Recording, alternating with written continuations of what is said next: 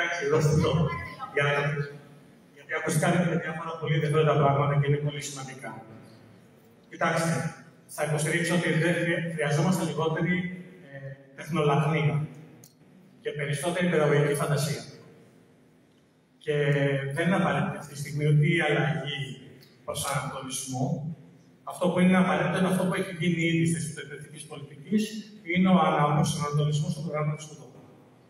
Και επειδή αυτό έχει επιτευχθεί με ένα σημαντικότατο έργο που έχει γίνει τα προηγούμενα χρόνια και στο ΙΕΠ και στο Υπουργείο Παιδείας, έχουμε όλα τα νέα προγράμματα σπουδών προσβάσιμα, ανοιχτά και σύντομα, έρχεται πρόσθετο στο δευτικό υλικό, νέα σχολικά εγχειρίδια, νέα ψηφιακά αντικείμενα, που εκεί, όπως είπε η Ζωή και πρέπει να συμφωνήσουμε, χρειαζόμαστε θεματικές ενότητες να μπουν μέσα σε αυτά τα νέα υλικά, που θα εγγύζουν την τεχνητή νοημοσύνη με ένα παιδαγωγικό τεκμηριωμένο πλαίσιο. Κριτικό και δημιουργικό συνάμα, το είπε και ο συνάδελφος πάνω. Το συζητάμε, το διαδίδουμε και το δουλεύουμε και το έχουμε συζητήσει κατά τύχη, το έχουμε συζητήσει και με. Σήμερα, κατά τύχη, είχαμε εδώ πέρα μια τέτοια θεματική. Δηλαδή το ότι ακούσαμε τον Πρωθυπουργό, τα λόγια της Β' ήταν μάθημα για μας. Ήταν μάθημα και πραγματικά έχουμε υποχρεώσει και φαντάζομαι ότι και το φόρουμ και ο Δημόκριτος θα μπορούσε να στηρίξει τη δημιουργία μικρών βίντεο από αυτά που ακούστηκαν σήμερα και αυτά να δοθούν προς τα σχολεία, προς την εκπαιδευτική κοινότητα.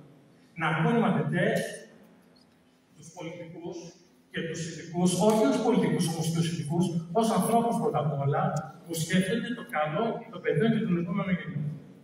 Είναι άνθρωποι που θέλουν να συνεισφέρουν ώστε μαθητές, γονείς και εκπαιδευτικοί να έχουν ευκαιρία για εκπαιδευτικές παρεμβάσεις με νόημα. Όμως ξέρετε τι πιστεύω ότι χρειαζόμαστε κυρίως και πάνω απ' όλα. Και θα σας πω με ένα προσωπικό βίωμα.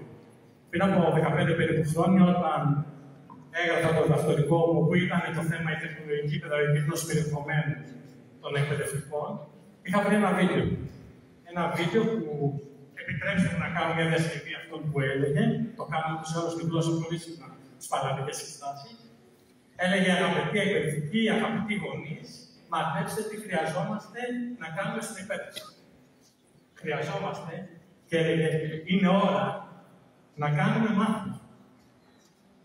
Μάθημα τυπικό που κάνουμε στην τάξη, μάθημα μη τυπικό που γίνεται στα κέντρα εκπαίδευση το απόγευμα, μάθημα άτυπο που κάνουμε όλοι μας με τα παιδιά μας και όταν είμαστε εκτός του σχολείου.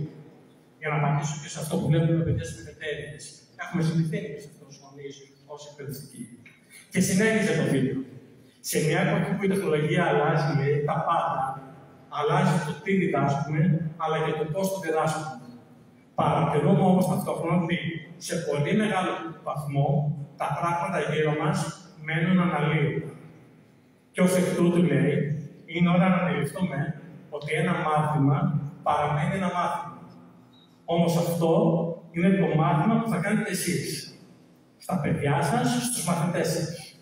Και ως εκ τούτου έχετε μια μοναδική ευκαιρία να χρησιμοποιήσετε αυτή τη δυνατότητα και να προσφέρετε ένα μάθημα και λέγει τη λέξη με σύνεση. Και κατέληγε. Οπότε, μην αρκεστείτε σε ένα μάθημα. Διερευνήστε, δημιουργήστε, διαμοιραστείτε. Αυτό λοιπόν που πιστεύω ότι έχουμε ανάγκη σήμερα, να επαναφέρουμε τη διαθεματικότητα, που και πολύ εύστοχα πριν, να επαναφέρουμε τη σύνδεση των μαθημάτων με την καθημερινή ζωή, να ενθαρρύνουμε τα παιδιά μας να γράφουν, να δημιουργούν, να κάνουν κριτική αξιοποιώντας και τεχνητή νοημοσύνη και να βοηθήσουμε τους εκπαιδευτές να τα βλέπουν τεχνητή νοημοσύνη όχι ως απάντηση, αλλά ως ερώτημα. Και κυρίως να θυμηθούμε γιατί φτιάξαμε τα σχολεία.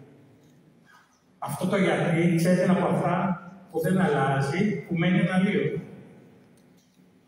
Και αν το κλείσουμε αυτό το αναλύωτο, εμείς είμαστε που καλούμαστε να υπηρετήσουμε αυτό το αναλύωτο με νέα μέσα, ώστε να δώσουμε στα παιδιά μας τη δύναμη να ονειρεύονται, ένα, το δεύτερο να αναρωτιούνται, δύο, το τρίτο να αμφισβητούν και τελικά να γίνουν δημιουργοί του δικού τους μέλλοντος. Σας ευχαριστώ.